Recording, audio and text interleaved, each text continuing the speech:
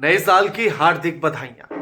साल 2025 में देश के आखिर कौन कौन से टारगेट है, कौन कौन से गोल हैं। साल 2025 में आखिर कौन कौन से बड़े इवेंट होने वाले हैं, किन नियमों में बदलाव होने वाला है और टैक्स के स्लैब किस तरह से बदलने वाले हैं।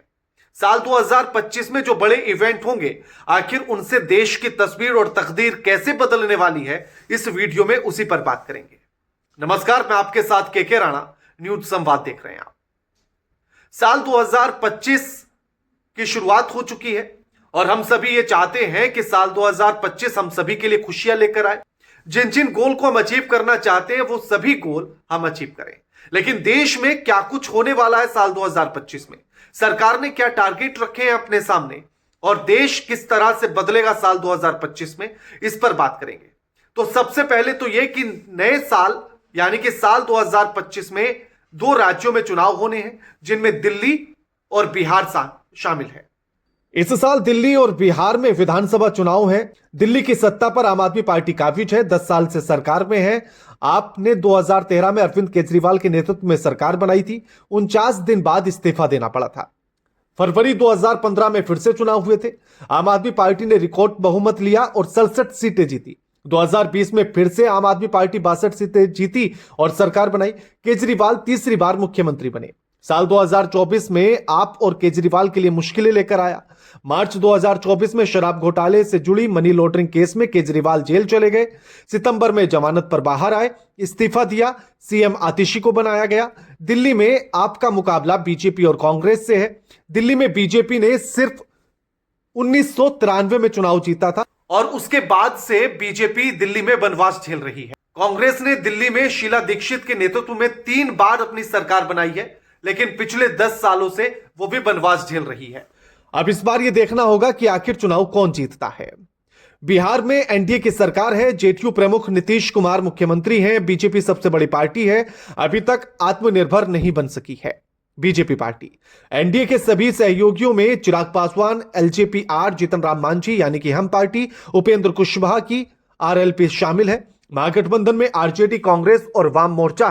आरजेडी प्रमुख लालू प्रसाद यादव के मार्गदर्शन में तेजस्वी यादव पूर्ण बहुमत की सरकार बनाने की कोशिश में लगे हैं और साथ ही इस बार जो है जन स्वराज पार्टी के तौर पर प्रशांत किशोर भी मैदान में उतर चुके हैं। लेकिन साल 2025 में जब बिहार का चुनाव होगा तो आखिर बहुमत किसको मिलता है, तस्वीर क्या होती है चुनाव की, यह अभी देखना बाकी है। साल 2025 में 6 राज्यों में उपचुनाव भी होने हैं, जिनमें से उत्तर प्रदेश की अयोध्या सीट भी है। कौन कौन से 6 राज्य हैं आपको बताते हैं। देश के 6 राज्यों में उपचुनाव होने हैं। पश्चिम बंगाल, यूपी, जम्मू कश्मीर, तमिलनाडु, केरल और गुजरात का नाम शामिल है। पश्चिम बंगाल की बशीरहाट लोकसभा सीट पर उपचुनाव होना है। तृणमूल सांसद हाजी नूरुल इस्लाम का 25 सितंबर 2024 को निधन हो गया था, जिसके बाद से यह सीट खाली है। अयोध्या जिले की मिल्कीपुर विधानसभा सीट पर उपचुनाव होने हैं। यहां से विधायक रहे अवधेश प्रसाद सपा सांसद हो गए हैं। सपा ने अवधेश के बेटे अजीत को उम्मीदवार बनाने का फैसला किया है। इसी तरह से जम्मू कश्मीर, गुजरात, तमिलनाडु और केरल में भी उपचुनाव होने। साल 2025 में आरएसएस के 100 साल पूरे हो जाए। राष्ट्रीय स्वयं सेवक संघ यानी कि आरएसएस की स्थापना के 100 साल पूरे होने जा रहे हैं। आरएसएस विजयदशमी के दिन अपना स्थापना दिवस मनाएगा। संघ इस समय 80 से ज्यादा देशों में सक्रिय है और 3 दर्जन से ज्यादा विषयों पर काम कर रहा है। संघ को दुनिया का सबसे बड़ा गैर सरकारी संगठन माना जाता है। आरएसएस का मुख्यालय नागपुर में है। साल 1925 में विजयदशमी के दिन 27 सितंबर को संघ की स्थापना केशव बलिराम हेडगेवार ने की थी। देश में शहर और गांव मिलाकर 50,000 स्थानों पर संघ की शाखाएं हैं। उससे जुड़े 90 लाख स्वयंसेवक हैं और देश में आस्था का केंद्र और सबसे बड़ा कार्यक्रम यानी कि महाकुंभ होने जा रहा है। उत्तर प्रदेश के प्रयागराज में महाकुंभ 2025 का आयोजन होने जा रहा है। 13 जनवरी से इसकी शुरुआत होगी और 26 फरवरी 2025 तक चलेगा। 45 दिन तक चलने वाले कुंभ स्नान का हिंदू धर्म में विशेष महत्व है। यह मेला हर 12 साल में एक बार लगता है। इस दौरान कई सारे शुभ कार्य किए जाते हैं, जिनमें से एक शाही स्नान भी है। प्रतिष्ठित उत्सव दुनिया भर के लाखों भक्तों की आस्था का केंद्र है। यूपी सरकार 5,435.68 करोड़ महाकुंभ के आयोजन पर खर्च कर रही है। यह राशि 421 परियोजनाओं पर खर्च की जा रही है, जबकि केंद्र सरकार ने भी अपना खजाना खोल दिया है और केंद्र सरकार ने 2100 करोड़ का अनुदान दिया है। महाकुंभ में कुल करीब 7,500 करोड़ रुपए खर्च होने का अनुमान है। पूरे देश और दुनिया की नजर इस पर है। साल 2025 में ही बीजेपी को अपना नया राष्ट्रीय अध्यक्ष भी मिलेगा। बीजेपी 2025 में नए राष्ट्रीय अध्यक्ष का चुनाव करेगी। इस समय बीजेपी में चुनाव की प्रक्रिया चल रही है। मंडल से लेकर प्रदेश अध्यक्ष चुने जाने की तैयारी है। फरवरी 2025 तक नए बीजेपी अध्यक्ष का चुनाव होने की संभावना है। फिलहाल जेपी नड्डा बीजेपी के राष्ट्रीय अध्यक्ष हैं। उन्होंने 3 साल का अपना कार्यकाल पूरा कर लिया है। बीजेपी की राज्य इकाई के करीब 60% अध्यक्षों का कार्यकाल समाप्त हो चुका है। बीजेपी के संविधान में यह प्रावधान है कि राष्ट्रीय अध्यक्ष के चुनाव की प्रक्रिया शुरू करने से कम आधे राज्य इकाइयों में संगठनात्मक चुनाव पूरे हो जाने चाहिए। प्रदेश स्तर पर बीजेपी का संगठनात्मक चुनाव भी जिला निकायों के निर्वाचन पर निर्भर करता है। और साल 2024 में अक्टूबर के महीने में बीजेपी ने अपने 10 करोड़ सदस्यता पूरी कर ली है। सबसे अमीर कॉरपोरेशन यानी कि बीएमसी का चुनाव भी 2025 में ही होना है और जिस पर सभी की नजर है। मुंबई की सिविक बॉडी यानी कि ब्रिन मुंबई नगर निगम यानी कि बीएमसी के भी चुनाव होने हैं। इसे एशिया की सबसे अमीर कॉरपोरेशन माना जाता है।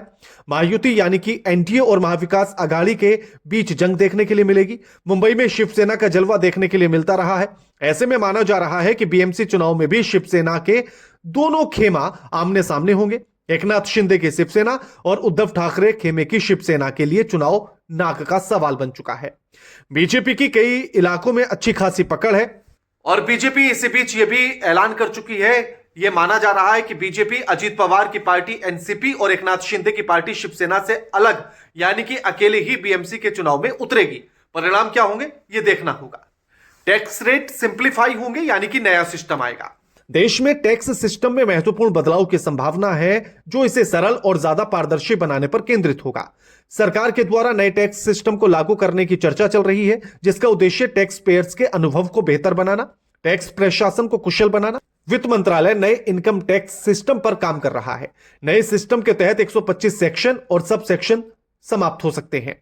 पुराने आयकर अधिनियम की जगह नया आयकर अधिनियम पेश किया जाएगा। वित्त मंत्री इसी साल फरवरी में आगामी बजट में इसकी घोषणा की संभावना पर विचार कर रही हैं। और देश का सबसे बड़ा मुद्दा बन चुका है जनगणना। तो 2025 में जनगणना भी हो सकती है। देश में जनगणना 2025 में शुरू होगी और 2026 तक चलेगी। जनगणना चक्र में भी बदलाव आएगा। आने वाले दिनों में पारंपरिक चक्र 2035, 2045, 2055 में होगा। जनगणना के बाद लोकसभा सीटों का परिसीमन होगा। 2028 तक पूरा हो सकता है। इससे पहले कोरोना महामारी के कारण जनगणना 2021 को टाल दिया गया था। जनरेशन बेटा दौर भी शुरू हो जाएगा और यह क्या है इसको समझिए, बड़ा महत्वपूर्ण है।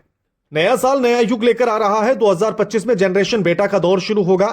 मिलेनियल्स, जेन जी और जेन अल्फा के बाद अब जेन बीटा का दौर शुरू होने जा रहा है। जनरेशन बीटा उस पीढ़ी को कहा जाएगा जिसमें बच्चों का जन्म 2025 से 2029 के बीच होगा। जनरेशन बीटा को लेकर लोगों के मन में कई सवाल हैं। कुछ का मानना है कि जेन बीटा आर्टिफिशियल इंटेलिजेंस यानी कि एआई में माहिर होगा क्योंकि वे एआई के जमाने में पैदा हुए हैं। जनरेशन बीटा उन बच्चों को संदर्भित करेगा जो पूरी तरह से डिजिटल युग में बड़े हो रहे हैं।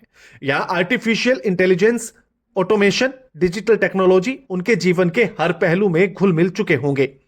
चैंपियंस ट्रॉफी पर सबकी निगाहें हो। 2025 में चैंपियंस ट्रॉफी का आयोजन होगा। यह टूर्नामेंट आईसीसी के द्वारा आयोजित किया जा रहा है। ओडीआई यानी कि वनडे इंटरनेशनल के प्रारूप में यह खेला जाएगा। पाकिस्तान और संयुक्त अरब अमीरात इस टूर्नामेंट की मेजबानी करेंगे। टूर्नामेंट की शुरुआत 19 फरवरी से होगी। फाइनल मैच 9 मार्च को खेला जाएगा। भारतीय क्रिकेट टीम के लिए टी20 विश्व कप के बाद एक और आईसीसी ट्रॉफी उठाने का मौका होगा। अंतरिक्ष में निसार उपग्रह लॉन्च करने की तैयारी होगी। भारत में इस साल भी अंतरिक्ष के क्षेत्र में नए कीर्तिमान स्थापित होंगे। भारत के महत्वाकांक्षी गगनयान मिशन पर लोगों की नजरें हैं। देश का पहला मानव अंतरिक्ष यान कार्यक्रम 2025 की शुरुआत में रोबोट व्योममित्र के साथ अंतिम परीक्षण उड़ान से गुजरने के लिए तैयार है। अगर फिल्म जगत की बात की जाए तो फिल्म फतेह से लेकर इमरजेंसी और लाहौर 1947 रिलीज होगी। इस साल भी कई बड़ी फिल्में पर्दे पर धमाल मचाएंगी, दर्शकों का मनोरंजन करेंगी। 10 जनवरी को सोनू सूद और जैकलीन फर्नांडिस की फिल्म फतेह रिलीज होगी। उसके बाद 17 जनवरी को अजय देवगन की फिल्म आजाद रिलीज होगी। 17 जनवरी को कंगना रनौत की फिल्म इमरजेंसी और 24 फरवरी को सनी देओल की लाहौर 1947, अक्षय कुमार की फिल्म स्काई फोर्स बड़े पर्दे पर दिखेंगी। सलमान खान की सिकंदर, रणबीर कपूर और आलिया भट्ट की लव एंड वॉर फिल्म भी इसी साल रिलीज होनी है। तो 2025 में क्या कुछ होने वाला है ये हमने आपको बताया है, और साथ ही 2025 में किस तरह से देश में क्या कुछ बदलाव होगा, चुनाव के बाद किस तरह से बदल जाएगा, जो नया टैक्स सिस्टम आएगा उससे कितना परिवर्तन देखने के लिए मिलेगा, ये सब 2025 में होने वाला है। आपको वीडियो कैसी लगी हमें कमेंट करके जरूर बताइए और लोगों के साथ शेयर करना मत भूलिएगा। नमस्कार।